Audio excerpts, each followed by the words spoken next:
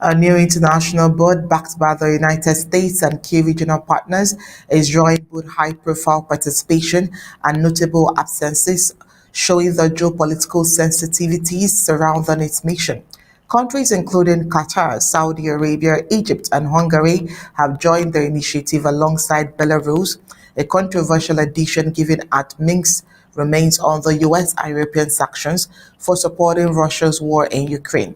Belarus' presence on the board, despite its international isolation, has raised questions among diplomats about the political balance and broader strategic aims of the group. However, several key US allies have opted not to participate, highlighting divisions within the transatlantic and regional alliance over the board's mandate and structure. Officials have not publicly detailed the reasons for their absence, though observers point to concerns about governance, transparency, and the geopolitical implications of certain member states' involvement. The gathering is expected to feature a roster of prominent political figures.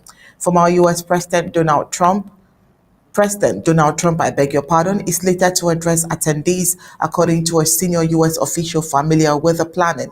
Says he will be joined by Secretary of State Marco Rubio, as well as senior diplomatic figures, including U.S. Ambassador to the United Nations Mike Waltz and Special Envoy Steve Witkoff. Also expected to speak are Jared Kushner, who previously played a central role in Middle East diplomacy efforts, and British Prime Minister Tony Blair, who serves on the board's executive committee. Blair's involvement is seen as an effort to lend international credibility and policy expertise to the initiative.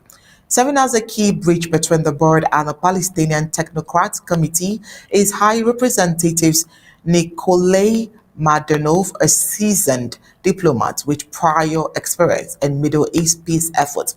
His role is viewed as critical in coordinating policy proposals and facilitating communication between international stakeholders and Palestinian governance structure.